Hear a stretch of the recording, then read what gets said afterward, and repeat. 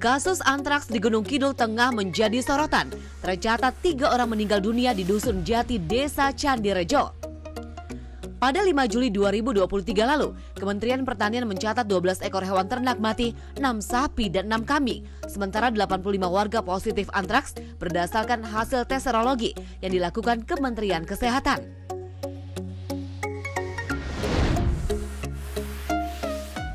Tradisi mbrandu atau purang, di mana masyarakat menyembelih hewan yang mati atau kelihatan sakit dan membagi-bagikannya, disebut menjadi faktor yang paling meningkatkan risiko terjadinya kasus antraks.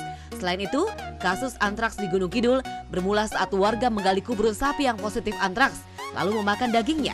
Padahal sapi itu telah dikuburkan oleh pemerintah daerah. Lantas dari manakah antraks bisa menginfeksi ternak warga? Seberapa bahaya antraks tersebut? Hidup Sehat akan membahasnya untuk Anda.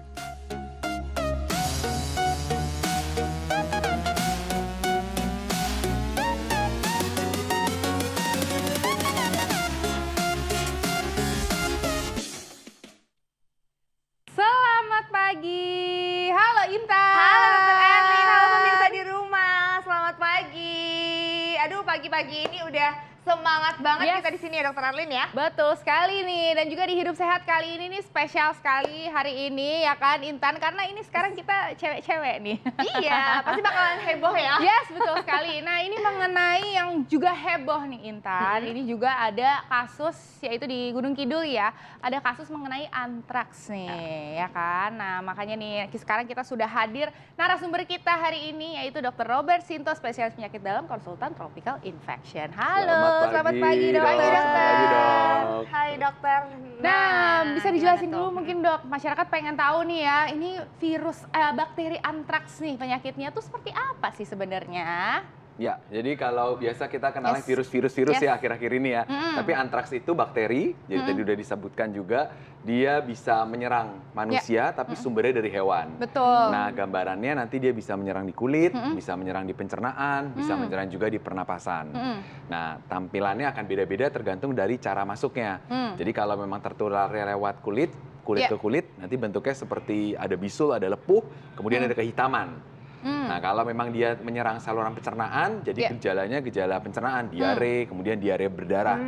Dan kemudian kalau pernapasan ya sesak napas, infeksi paru. Tapi pada beberapa orang yang tidak diobati dengan baik, bisa berakhir dengan kematian. Oh, bahaya banget ya artinya. Nah. Nah, tapi terkait antraks ini, Dokter Yes. Arlin dan juga Dokter Robert, kita punya fakta dan mitos dan ini dia fakta dan mitosnya.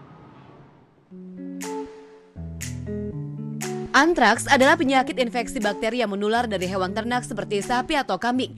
Seseorang dapat terserang antraks jika menyentuh atau memakan daging hewan yang terinfeksi penyakit ini. Namun benarkah bakteri antraks yang terdapat pada daging tidak akan menular ke manusia jika daging tersebut dimasak hingga benar-benar matang? Ini fakta atau mitos ya? Nah, coba dijawab Dokter, ini fakta atau mitos? Ya, ini mitos ya.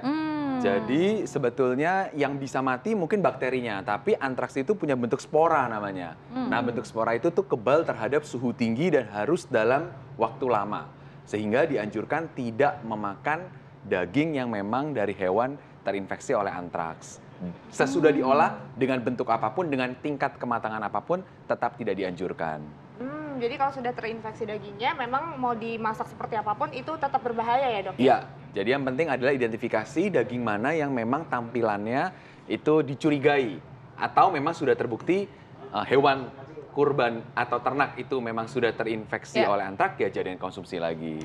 Oke, nah ini kan sebenarnya antraks kan dahulu itu juga ada ya Dok ya. Nah apakah yang sekarang happening lagi nih, ini tuh apakah sama variannya atau ada yang berbeda-beda? Seperti kan kalau kemarin kan kita membahas mengenai COVID kan beda-beda tuh ya kan. Kalau bakteri antraks gimana? Jadi sama, tapi bedanya antraks itu akan kekal abadi bahkan bisa berpuluh-puluh tahun. Ada laporan menyatakan bahwa 70 tahun dia tersimpan jadi bakteri antraks tersebut di dalam tanah. Nah itu bisa ada.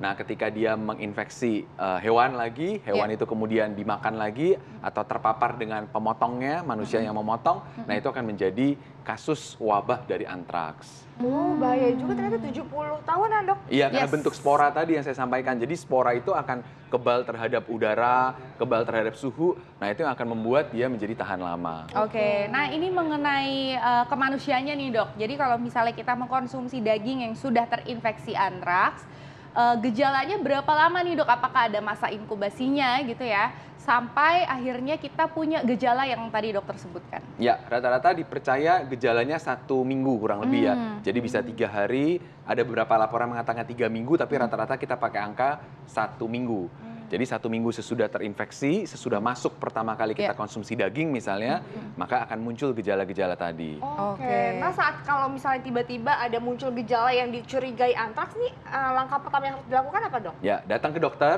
sampaikan ceritanya, nanti dokter akan tanyakan apakah memang ada riwayat yang berhubungan dengan kisah antraks tersebut. Kemudian dokter akan bisa melakukan pemberian antibiotik. Karena antraks ini bisa diobati. Nah, kalau diobati itu angka kematian bisa turun hanya 1-5%. Nah, karena itu masyarakat, warga harus benar-benar tahu kecurigaan, kemudian datang ke dokter. Nah, nanti dokter bukan hanya akan mengobati, karena ini biasa makanan kan ada yang makan lagi yang lain ya. Yang lain yang belum menunjukkan gejala pun bisa mulai dikasih obat pencegahan atau profilaksis. Pencegahan. Nah, mengenai pencegahan nih dok, tentunya kita nggak mau ya terinfeksi antraks, amit-amit.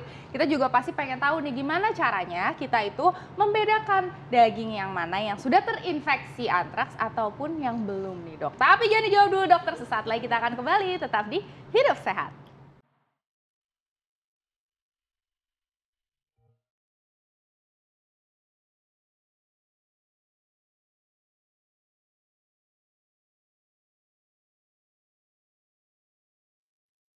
Daging adalah sumber protein berkualitas tinggi yang harus dijaga kandungan gizinya saat memasak. Selain itu, dengan memasak daging secara benar akan membunuh bakteri berbahaya seperti Salmonella dan E. coli yang dapat menyebabkan keracunan makanan.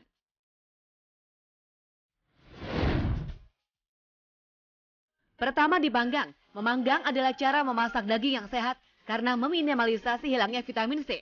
Namun jika memanggang daging dengan suhu tinggi, vitamin B dapat hilang melalui cairan yang menetes dari daging.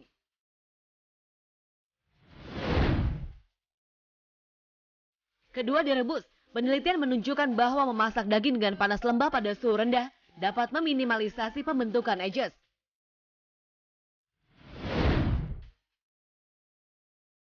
Ketiga, menumis. Cara memasak ini juga meningkatkan retensi nutrisi dan lebih kecil kemungkinannya untuk menyebabkan kolesterol dalam daging berlemak menjadi teroksidasi.